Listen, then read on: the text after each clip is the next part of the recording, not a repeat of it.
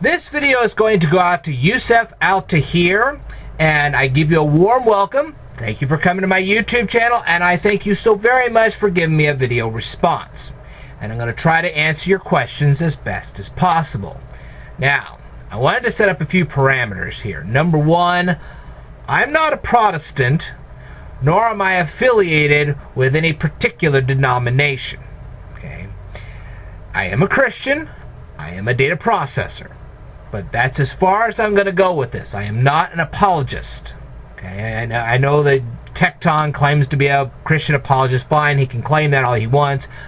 I'm a Christian data processor. Big difference. Number two, the primary goal of my channel is not to slam theology down everybody's throats. Okay?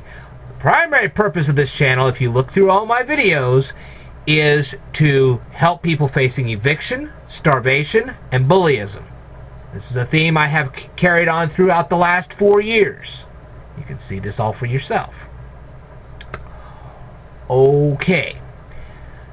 Now, you say, well, if that's your primary theme, why did you do all this in the first place? Because I do know that there are some people that do not face eviction, starvation, and bullyism. And I don't want to be the kind of person that says, well, I'm not going to express my theology. I am going to express it. I'm just not going to make a humongous deal out of it. Okay?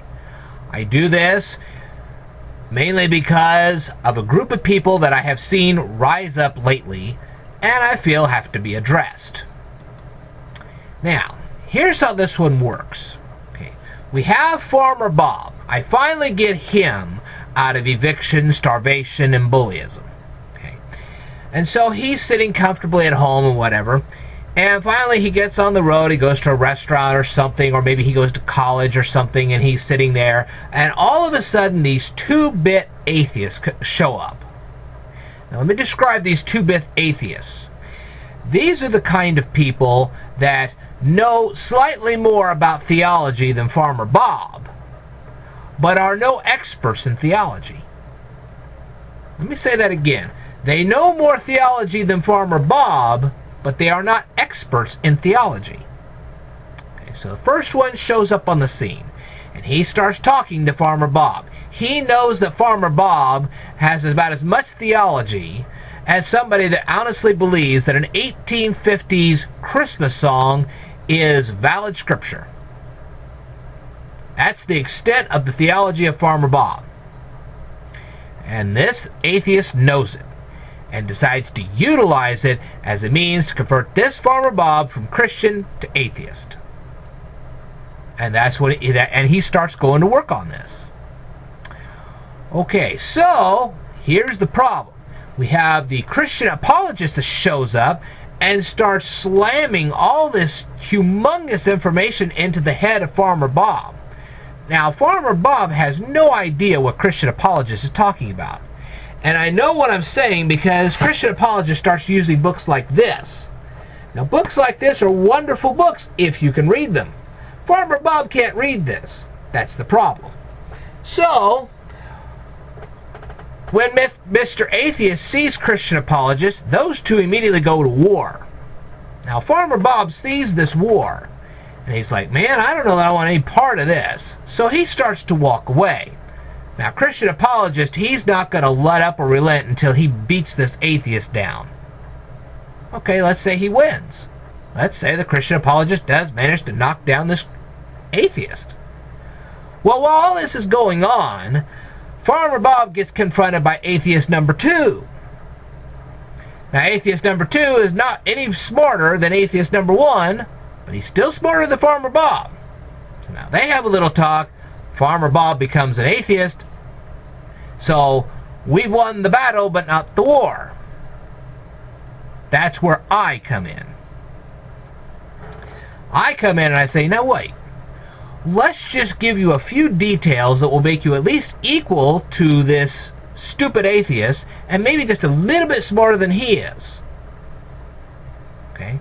And that's why I'm going to also address this video to a Hercules. I forget the rest of his username, but Hercules something or another. I'm going to introduce this to Hercules as well because I want him to hear a little fact. that will completely destroy the zeitgeist argument. Okay, I've seen zeitgeist, and I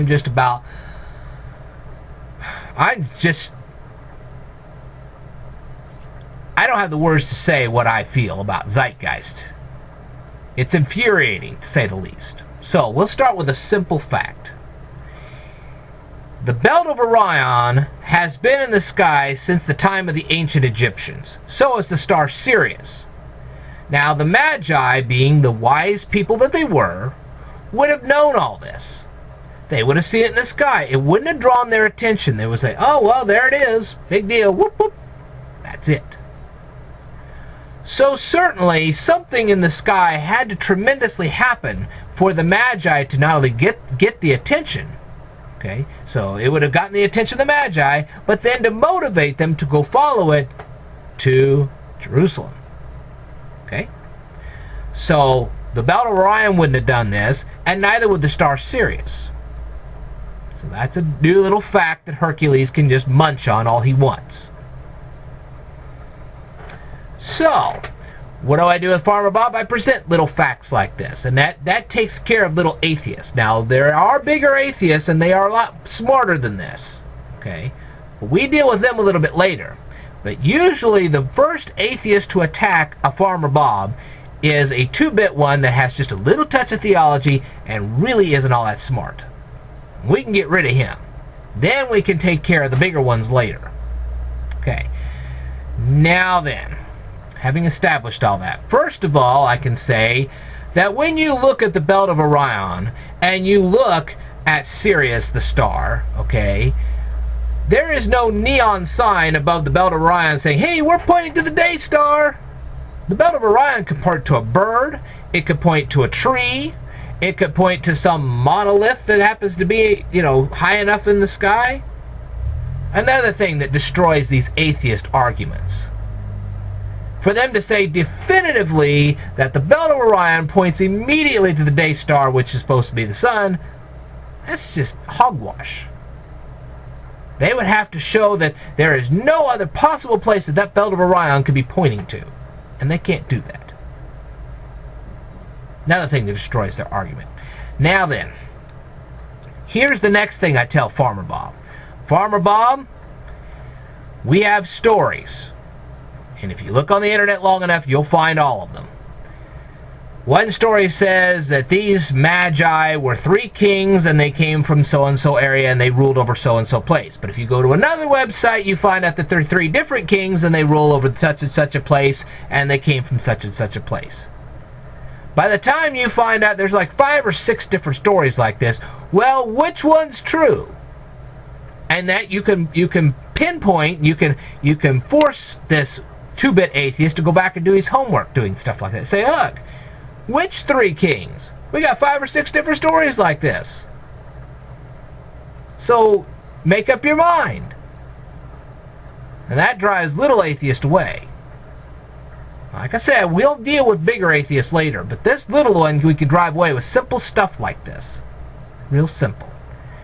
Another thing is that we can tell Farmer Bob 2 little facts that can actually influence what he says to little atheists and drive him away. Fact number 1. We do know that there were bandits in Judea. I have proven this.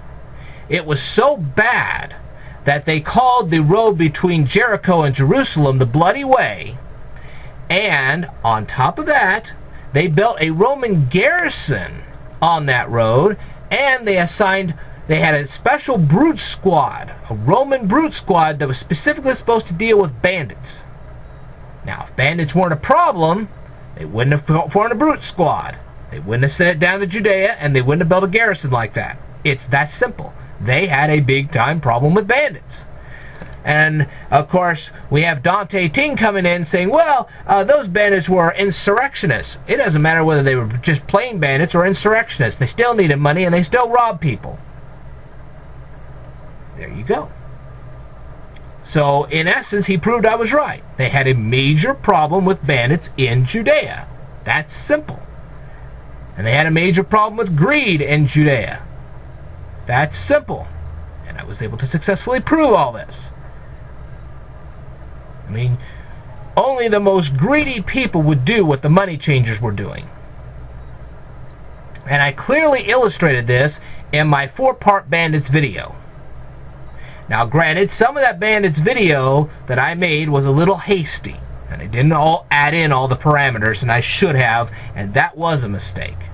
But a lot of the points I was pointing out were true. Okay?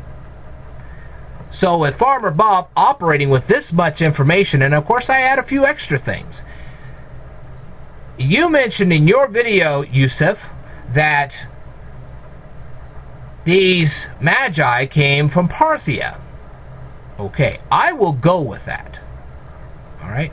Now, why did I bring up Asia Minor? Well, here's the reason.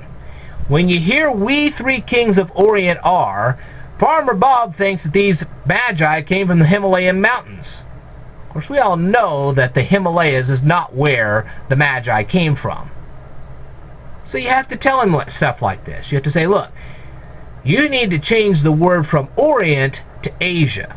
If you change the word from Orient to Asia, we come up with Asia Minor, which happens to be a lot closer to Parthia than the real Orient. I mean, let's face it, Japan is not that close to Parthia. You have to also say that the Himalayan mountains are not near as close to Parthia as Asia Minor, or Anatolia, as you want to call it. Now, the thing was that when we try to get Farmer Bob to find Anatolia or Asia Minor on a map, we have to tell him where it should be today. And that's when we say it is in modern-day Turkey, so he can actually find it in the map. Otherwise, he's going to be looking all over the map saying, well, where's this Anatolia? So we tell him. At least then he can say, oh, well, Anatolia of ages past is right here. Very good. So, now, you say, well, all right, well, we're establishing now that the Magi came from Parthia. Okay, let's say that. Now, Parthia is very close to Anatolia. So they wouldn't have been unfamiliar with Anatolia. They probably had been there from time to time. They probably did trade up there from time to time. You say, well, these weren't merchants. Really? I beg to differ. They knew how to barter. They had a means to barter. They were successfully able to travel from Parthia to Arabia to gather the ingredients for frankincense and myrrh. They knew how to refine it, and they knew how to exchange it for gold. That's how they got their gold. How do you think they got their gold? Working at a Super 8? At a Kentucky Fried Chicken? It didn't happen that way. They didn't do stuff like that. The simple fact of the matter was that the Magi operated in a way very similar to the Gypsies. You say, oh, I don't believe that. Okay, well, I found a website that said that they traveled in caravans. And they would have, because Parthia at that time was at war with Rome. And what did Rome control? Judea. So they were, to cross from Parthia to Judea meant they had to literally cross a battlefield. So of course they're going to travel in a caravan. Between bandits and a war, it wouldn't have been safe for them not to. See what I mean? So, that's why they traveled in a caravan. And you have to admit that these Magi knew as much about astrology as the Gypsies do today. So there's another similarity. Okay? So when you're starting to fill the head of Farmer Bob with all these extra details, he can pretty much run off Little Atheist, because now Little Atheist has to go off and try to find a bigger atheist to come in and do the job that the Little Atheist couldn't do. Now then, where is Parthia? Okay, Parthia covers a region between Iraq and Iran. Now, the important part is to bring up the topography of Iraq, Iran, and Judea. Okay? If we are to even attempt to trace the route that these Magi took between Iraq, Iran, and Judea, we have to show topography. And part of that topography in Judea shows a part wilderness and a part desert in and around Bethlehem. Now, depending on where these Magi went, was dependent on what kind of animals they traveled on. Now, most likely they traveled on horses. After all, in Parthia, horses were abundant, and the terrain there would have demanded more horses than camels. However, if they were traveling through the Judean desert, they may have exchanged their horses temporarily for camels to get to Bethlehem, and then when they got back, they would have gotten their horses back, and they would have traveled back to Parthia. Okay? So like I said, it would just depend on the route as to whether it would have been better to travel on horse or traveled on camel. And they may have had horses and camels. Some websites said they had both. Other websites are saying that they had strictly horses. Others saying they had strictly camels. We need something more definitive that says, okay, because of the terrain that they were covering, they would have rather used horses than camels. And that terrain has to be brought up, because Farmer Bob will look this up. Say, well, the terrain over here looks like desert land, and in desert land, camels would be more suited than horses. And I'd have to agree with him. And to say, and we can say that the Judeans were very familiar with camels. So, like I said, if these Magi came from Parthia on horses, they may have temporarily given these horses to the care of somebody until they used the camels to get to Bethlehem, and then they would have gone back, got their horses, and gone home. See what I mean? Now, obviously, we all know they weren't kings, because we can't even pin down what kind of a kingdom they would have ruled over, even if they were kings. So the likelihood they were kings is ridiculous. Now, some people say that they were familiar with Jewish history enough that they would have been more Christian-type Magi. Other websites are claiming that they were well-versed in sorcery. Now, I know that they were well-versed in things like the apothecary. Okay? They were very well-versed in medicinal things. And they did look for kings to worship. Okay? So, I don't know how Judean or Christian these guys actually were, but we do know, we have to go by the facts here, we do know that the word Magi eventually became our word for magic. So that is also a fact. When we start adding all these facts together, we start coming up with a much clearer picture of what these Magi really were and how they would have traveled. So, if you're going to answer this video, first of all, show us the topography of the area and show us which animal would be more well suited to travel in those types of topography. Because the topography would have meant everything. It wouldn't have mattered what kind of government was there. The topography would have been a much bigger concern. Okay? Now, one point you could say is that maybe at certain points horses would have been preferred over camels, because camels do tend to travel a lot slower and would make them more vulnerable to bandits. And we already established there was a big bandit problem down there, so there you go. However, if you're in a desert terrain and you feel your horses are not going to survive the terrain, you might want to use camels instead, because they're more adapted to that kind of terrain than a horse is. So all these things have to be factored in. As I am presented more data, then I can make a more accurate assessment of that data, and I can make a better presentation. So I am more than willing to listen to any data you have on you. I do agree that when King Herod saw these Magi, if he'd have thought they were kings of anything, he probably would have killed them on the spot, because they would have been a serious threat to his kingship, especially coming from Parthia, which he was at war with. So I agree there. So we have to really establish what kind of Magi they were. Were they more like gypsies, or were they more like Judean Christians? I need more data before I can ascertain such a judgment. Okay.